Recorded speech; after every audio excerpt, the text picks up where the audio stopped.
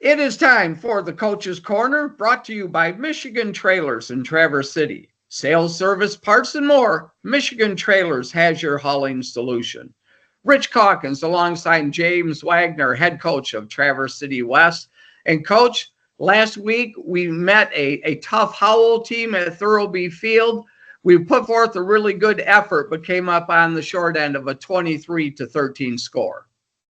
Yeah, it was a tough night for us and a good night for Howell. And, we went back and watched film, and there's a lot of things that obviously need to be cleaned up, and started right away for us just shooting ourselves in the foot. We came out and there's personnel issue right away, caused us to delay a game. And then we had a missed assignment on some blocks on a jet sweep that then we got tackled for loss and put us backed up, and then we went to punt it. We had a legal procedure, and then we snapped the ball over the punter's head. I mean, there's just so many things that just game one things of like, whoa, like we need to, kind of have our stuff together here. And so led to the safety, and then we kick the ball off, or we get the ball back on offense, and 2 plays into a drive, we get a first down, and then we fumble the ball, and they have the ball on the 20, and they score, and that's 9 points.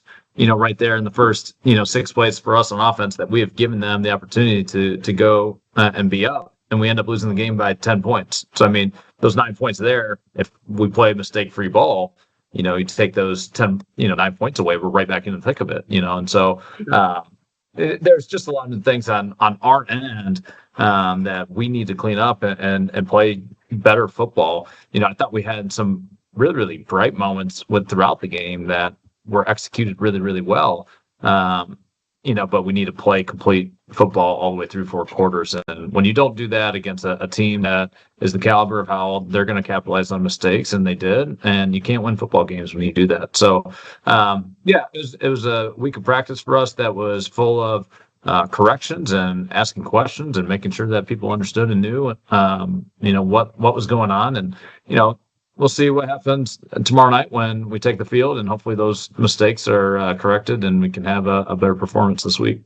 Yeah, coach. And I didn't think, and JJ thought also, there was never an issue with any effort things. Maybe, like you said, missed assignments, some things like that, need to execute certain things better. But the effort was there from the start to the finish. I think I never questioned that about these kids. I think they're tough, they're gritty, and they have the want and will to win. We were probably outmanned 20 to 30 pounds on the offensive line and defensive line, and we hung in there, and that's an impressive feat by these kids, that they can go toe to toe with dudes that are bigger than them, physically, and that's from habits and technique and things that have evolved over time. But part of that is you got to play physical and have some pride about yourself, and I thought they showed out in that regard. And so I don't question that with this group. I think that they are, they have the want and will and drive to want to win. It's just a matter of fixing mistakes and staying within yourself when the lights are on. These are high school kids after all. And, it's for some of them first time getting onto that football field. And it's like the pressure to perform is real, right? And so teaching them and trying to, coach them through those moments, opportunities for them, and them learning from their mistakes and taking a deep breath and believing in themselves that they're able to do those things, because they can, and they will. So Coach, I thought defensively overall played really well. They were given some short fields a couple of times, and they we don't keep the stat of time of possession, but definitely Howell won that battle for sure. And so that defense was on the field a lot, but man, there were so many kids that stepped up. Whether Drew Esper was like a heat-seeking missile back there. It's funny, we talked to James Cook after the game, and he had told us that the opposing coach for Howell there, all he could talk about, he said, man, that 24, all he could keep talking about was all night long. That 24 was just unbelievable. But then there were some of the young kids that stepped up as well, too. But, with the Aiden Jacobs with a couple of touchdowns. And I thought the sophomore quarterback, Braden Tillman, played well. And senior Cam Mink played well. There are definitely some real bright spots.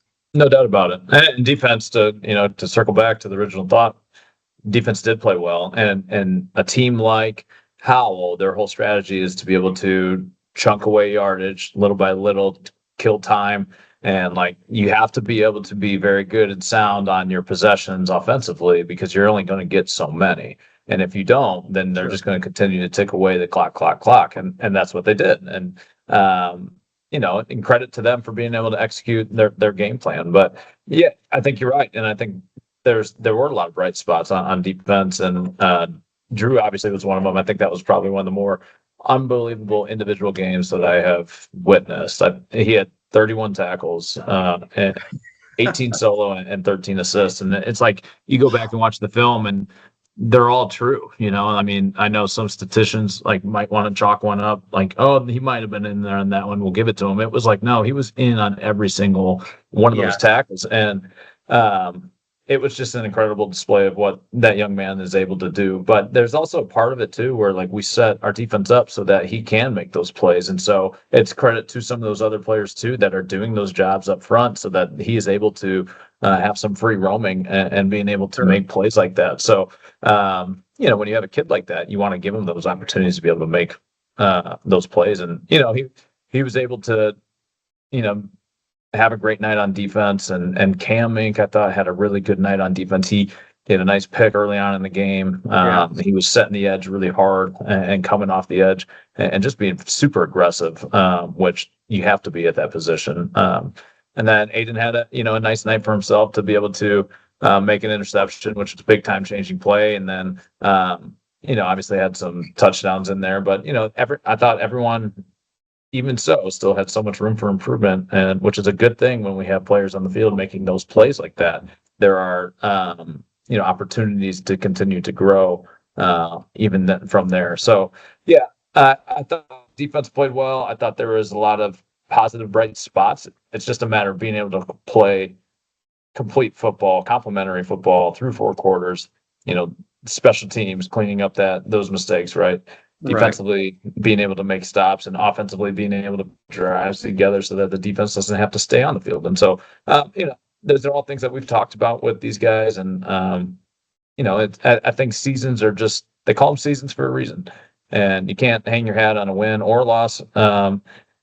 You have to continue to evolve week to week, and it's a journey, throughout, and everything changes from week to week too, in terms of personnel and people that you have and what you need to adjust, and the teams that you're playing and how that changes things. So it's a totally different beast that we're seeing against Grand Haven, and it's just going to be a totally different type of game. So it'll be fun to see how it shakes out against a team like this.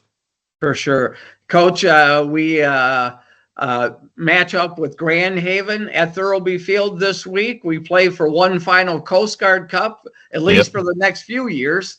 So we have them. They're coming off a big 38-0 shutout win over Stevensville Lakeshore, and also at Thurlby, it's Sam DeKuyper Youth Night as well.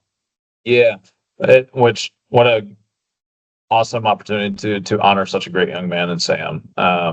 I know that the Kuiper family and have grown to know them a little bit more as I've been here. Obviously, I wasn't able to coach Sam, but I've heard so many awesome things about that young man and what he's been able to, or who he was able to influence as a young man. And, even after his passing, how much he's influenced so many people around him. So it'll be an awesome night just to be able to recognize him, and be able to recognize the family too, and just, surrounding that family with love, and that there is a family here at West that still cares and still wants to be able to recognize him. So that'll be great.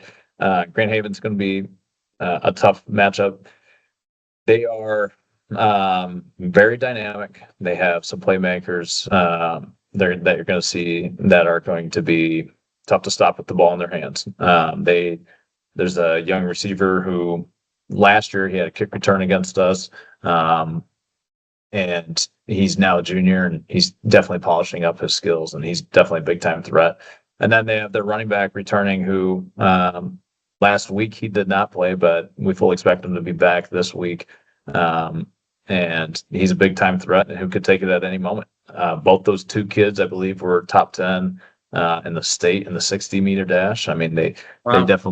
they definitely have speed, and you'd have to be able to cause some confusion for them defensively to be able to keep them on their toes where they can make mistakes. But we have to rally to the football and make tackles, and we can't allow them to get into the open space and break off big plays. So they're definitely going to be challenged. I think they're much more improved from last year to this year. Coach down there, I've got great respect for, and he does a great job with the program, and he's continuing to evolve. It's the last Coast Guard Cup, which is also cool to bring that to life as well. Playing for a trophy is always fun. With it being kind of the last one for a couple of years, definitely some extra motivation to keep that thing around in the school. And we're just going to take one drive and one play at a time. I mean, what I've learned over my course of my career is you can have a game plan going in, and then by the end of the first quarter, it might be out the window because you need to change things up. And so you take one drive, one play at a time, and you just do your best to be able to stay in it and, hopefully make some plays early on to give yourself some breathing room to have a little more freedom and some of the play calling, and, you go from there. So I think the kids are energized, and motivated to know that they could hang with a Division I opponent that's rated top 10 in the state, and with so many mistakes that we were making, that we could play better and beat teams that are above us. So, great opportunity, and we're definitely looking forward to the challenge. Yep, and JJ Rao and I will be on the call tomorrow night. We're looking forward to it, Coach. Thanks for joining us on the Michigan Trailers Coaches Corner. And as always, go Titans. Yeah, thanks, guys. Appreciate it. All Look forward to seeing you guys tomorrow night. All right, James Wagner from Traverse City West. Hi folks, Jim Jeffries for Michigan Trailers in Traverse City, Northern Michigan's value leader in utility trailer sales. We strive to bring you the best value, and with our buying power we were able to make a special purchase on dump trailers. We have a selection of 7x14, 14K scissor dumps available at just $9,900. These are great trailers at a great price. Move quick. When they're gone, they're gone. See us today on US 31 South across from Menards, Traverse City, or visit us online at michigantrailer.com.